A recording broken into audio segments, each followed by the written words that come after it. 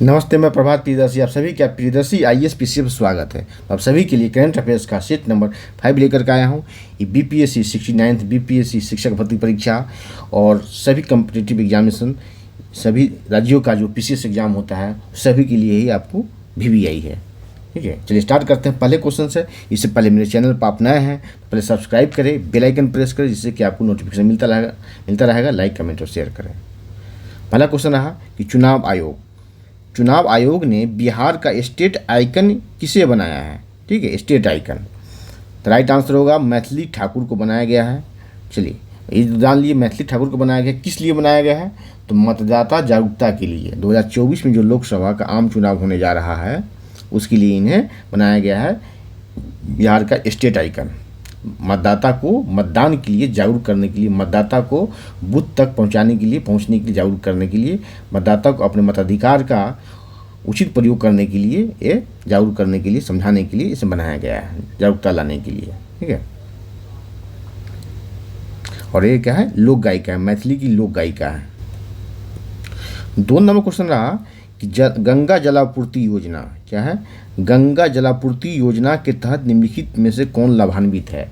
देखिए ये बहुत चर्चा में रहा है, कहा था जो चर्चा में होता है वो पर्चा में आता है, उस क्वेश्चन पेपर में। ठीक है, क्योंकि इसे मुख्यमंत्री ने उद्घाटन किया था, इसके बारे में प्रोग्राम बनाया था, तो मुख्यमंत्री का ये पसंदीदा कार्यक्रम है। ठीक है, कई वर्षों से काम चल रहा था मुख्यमंत्री के द्वारा इस पर। ठीक है, तो गंगा जलापूर्ति योजना के तहत निम्नलिखित में से कौन लाभान्वित है। राइट आंसर होगा ए, राजगीर, गया, बोधगया और नवादा। 2 को तो याद कर लिया, याद ही रहे, गया और बोधगया, राजगीर और नवादा। ठीक है, नवादा राजगीर, आप डीएसपी बनेंगे बीपीएससी से तो राजगीर में आपको ट्रेनिंग मिलती है। ठीक है, राजगीर में ट्रेनिंग दिया जाता है और राजगीर मगध साम्राज्य का प्रथम राजधानी है, तो इसे याद कर ले। ठीक है, अब मुख्यमंत्री ने इसका उद्घाटन किया था 27 नवंबर 2022 को। ठीक है, इसका उद्घाटन किया था। अब आते हैं तीसरे क्वेश्चन पर। तीसरा क्वेश्चन है बिहार का दूसरा तारामंडल कहाँ स्थापित किया गया। राइट आंसर होगा आपका सी, दरभंगा। ठीक है, दरभंगा। बिहार का पहला तारामंडल कहाँ है, पटना में, जो एक ही था। अब हो गया दूसरा तारामंडल दरभंगा में। ठीक है, इसी तरह बिहार का दूसरा चिड़ियाघर कहाँ, तो खगड़िया में, खगड़िया के रानीगंज में। ठीक है, बनाया जा रहा है। अभी पटना में बिहार में एक ही चिड़ियाघर है, संजय गांधी जैविक उद्यान, और बिहार में एक ही टाइगर रिजर्व है वाल्मीकि नगर में, और दूसरा टाइगर रिजर्व बनाया जा रहा है कैमूर में। कहाँ, कैमूर में। तो ये सब याद कर ले आप। चलिए आगे बढ़ते हैं चौथे क्वेश्चन। चौथा क्वेश्चन रहा कि 27 में नेशनल रोड साइकिलिंग चैंपियनशिप में बिहार का कौन गोल्ड मेडल लाया है, कौन सा गोल्ड मेडल जीती है। राइट आंसर होगा ए, सुहानी कुमारी। क्या नाम है इसका, सुहानी कुमारी। देखिए एक तो लड़की है, महिला है, दूसरा कि स्टेट के बाहर जा कर के इसने मेडल लाई है, उसमें गोल्ड मेडल लाई है, तो चर्चा में है। ठीक है, इससे क्वेश्चन आने की संभावना है। ठीक है, पिछली बार भी क्वेश्चन आया था कि कौन 2 लड़कियों का नाम दिया गया था, किसने इसमें किस खेल में इन्हें गोल्ड मिला है। तैराकी था, तलवारबाजी था। ठीक है, तो तलवारबाजी राइट आंसर था उसका। चलिए आगे आते हैं 5वें क्वेश्चन पे। 5वां क्वेश्चन रहा कि बिहार में शुरू की गई मिशन गुणवत्ता अभियान किससे संबंधित है। चलिए ये शिक्षा व्यवस्था, बी है चिकित्सीय व्यवस्था, सी परिवहन व्यवस्था और डी है कृषि। ये होगा कृषि, ये कृषि व्यवस्था। ठीक है, तो आप लोग की एक नज़र में जाएगा शिक्षा व्यवस्था, क्योंकि शिक्षा व्यवस्था में सुधार की चल रहा है। ठीक है, शिक्षा व्यवस्था की गुणवत्ता में सुधार के लिए अभियान चल रहा है। के पाठक जब से सचिव बनाया गया है शिक्षा विभाग के, तो आपको एक नज़र में लगेगा शिक्षा व्यवस्था, लेकिन आप वहाँ गलत होंगे। राइट आंसर होगा आपका बी, चिकित्सीय व्यवस्था। ये मिशन अभियान सरकार के द्वारा चलाया जा रहा है। ठीक है, सरकार के द्वारा चलाया जा रहा है चिकित्सीय व्यवस्था। ठीक है, राइट आंसर बी होगा। चलिए 6 नंबर क्वेश्चन है कि देश में रामसर स्थलों की कुल संख्या कितनी है। राइट आंसर होगा सी, 75। देखिए ये बहुत चर्चा में रहा है, अभी कहा था जो चर्चा में होता है पर्चा में आता है, क्वेश्चन पेपर में आता है, किसी तरह से आपको क्वेश्चन पूछा जा सकता है। और चर्चा में इसलिए रहा, चर्चा में क्यों रहा कि पिछले एक वर्ष में क्या हुआ है, रामसर स्थलों की संख्या में 28 की वृद्धि हुई है, 28 की वृद्धि हुई है, वो बढ़ोतरी हुई है। ठीक है, इंक्रीमेंट हुआ इसमें, इसलिए चर्चा में है। देश में रामसर स्थलों की कुल संख्या 75 है। ठीक है। और बिहार में तो एक ही है कांवरताल झील। और सर्वाधिक कहाँ किस राज्य में है, और सीरियली दे देगा, 2 राज्यों का नाम पूछ देगा, तो सर्वाधिक तमिलनाडु में है, उसके बाद यूपी में है। सर्वाधिक तमिलनाडु में 14 है, यूपी में 10 है, बिहार में एक ही है, ठीक है। सबसे बड़ा रामसर स्थल जो है, सबसे बड़ा रामसर स्थल वह है सुंदरबन डेल्टा। चलिए आगे आते हैं 7वें क्वेश्चन पर।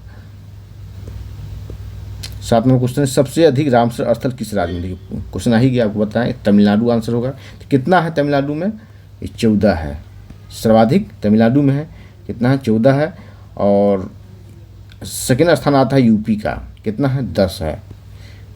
बिहार में कितना है? बिहार में एक ही है, ठीक है, वाल्मीकि नगर, सॉरी कांवरताल झील। कौन सा? कांवरताल झील। जो पिछली बार क्वेश्चन आया था 68वीं में कि एशिया का सबसे बड़ा गोखुर झील कौन सा है, तो यही कांवरताल झील ही गोखुर झील है, बूढ़ी गंडक नदी के किनारे है। गोखुर झील कैसे बनता है अभी मैंने बताया था आपको। देखिए नदी की धारा है, प्रवाहित हो रही है, आगे चल करके नदी की धारा बदल जाती है, ऐसे हो जाएगी, इस तरह से बन जाएगी कट करके, ठीक है, यही मेन धारा हो जाएगी।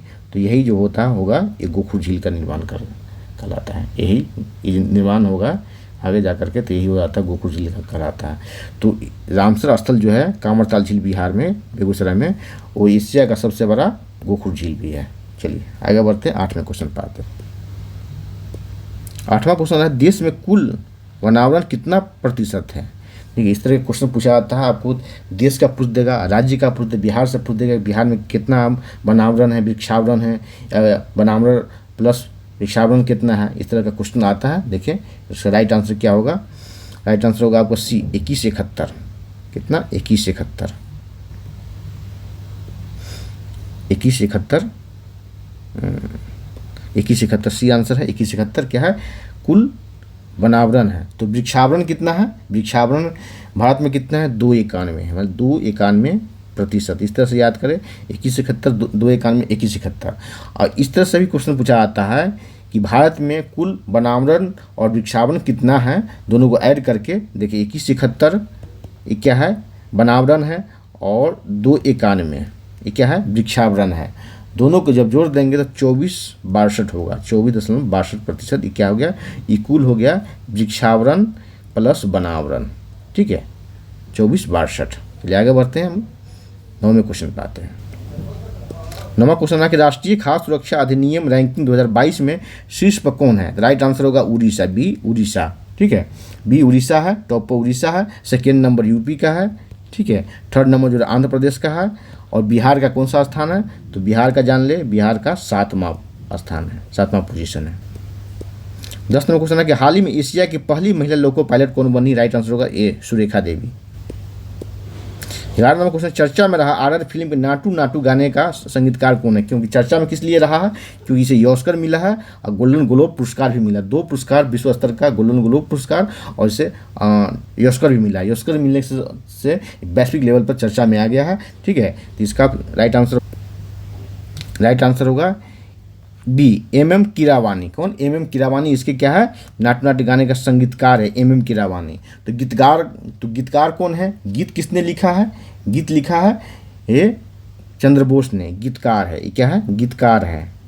कोई भी नाम आपसे पूछा जा सकता है, क्योंकि चर्चा में है तो पर्चा वाली संभावना ज़्यादा होती है क्वेश्चन पेपर में, और किसी तरह से क्वेश्चन पूछा जा सकता है, कोई भी आपसे पूछा जा सकता है। नाटू नाटू गाने का गीतकार कौन है, संगीतकार कौन है, इस फिल्म का आरआर फिल्म जो है उसके कोरियोग्राफर कौन है, ये गाना जो है इसमें नाटू नाटू गाना जो डांस जो इस पर नृत्य दर्शाया गया है, फिल्माया गया है, इसके कोरियोग्राफर कौन है? तो कोरियोग्राफर यही है, कोरियोग्राफर